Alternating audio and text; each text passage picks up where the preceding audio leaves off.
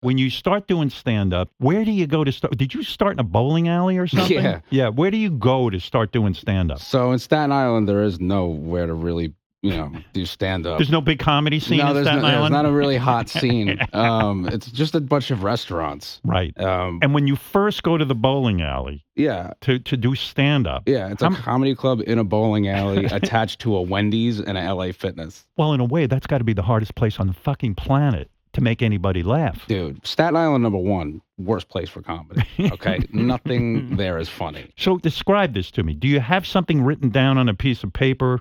I used to write word for word what I was going to say. Like, I would have 4 or 5 pages back to back and just And would you memorize them?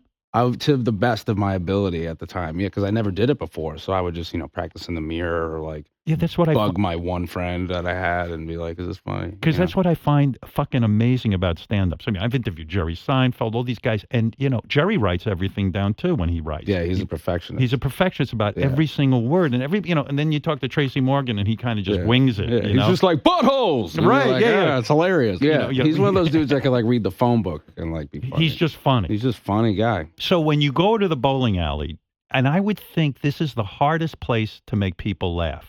They don't know you. You don't bring your friends because you had none.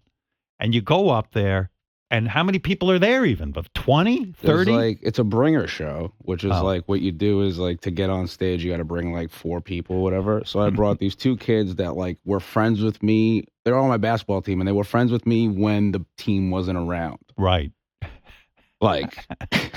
So they wouldn't be embarrassed being seen with you. Yeah. Holy fuck, you were more. You sound a little more popular than me. No, they were. Oh, just maybe a little bit. I feel like these 2, they liked me a lot, but if we were in a group of people, they were like, hey man, we can't be seen with this loser. Later. Yeah, because later we'll talk about it later. We're having our own problems. We don't need to be linked with you. Oh my god, that's the worst fucking nightmare in the world. So embarrassing. Such a loser. So did you kill that night? Were you funny? It went okay. Right. When you first start doing stand-up and you do okay, okay feels like, oh, wow, where are they at? I'm when are they ready. Going to sign me up? Hollywood. Yeah. So, I was kind of on my high horse. Right. And I felt really good about myself. And then do you go do it 100 more times and it's not the same experience? And then the second time went just as good, and then I bombed for a month straight. Why do you think you bombed all of a sudden? Did you get tight? No, I think it's just some audiences were like, oh, that's a young kid, good for him, Yeah. And then I think, some crowds are like, fuck this kid. I paid $10. What's your relationship like with Nick Cannon? Because he seems to me to have been that guy.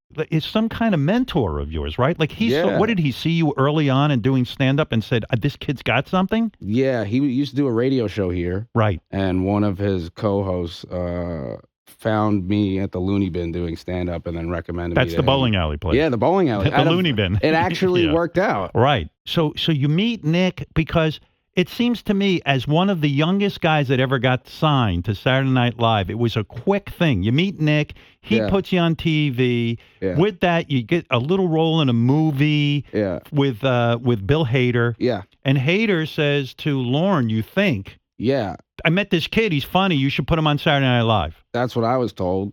That's amazing. Yeah. There was no big struggle. No, I mean, I did a lot of stand-up, but it kind of right place, right time, always. I had a lot of help.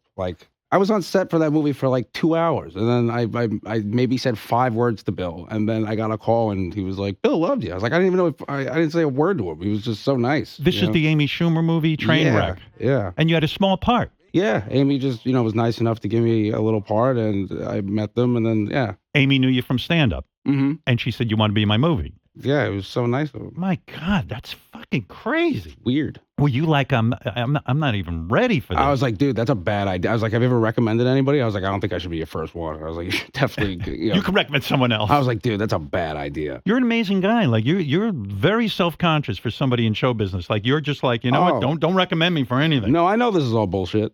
You don't even believe it. Yeah, this is all wrestling. Well, I mean, what did you say to Bill that was so funny? Did you ever ask him? Did you ever say, Bill, what did you see in me that was so great? No, we just improv'd for 15 minutes, and then I was just like, hey man, really nice to meet you or whatever, and he was very nice, and we laughed a little bit. I left that being like, okay, that guy doesn't hate me. And acting wasn't your thing. It wasn't like No. you said to yourself, I want to be on Saturday Night Live. I want to be a sketch comedian. I've never done improv. I don't even know how to do that shit.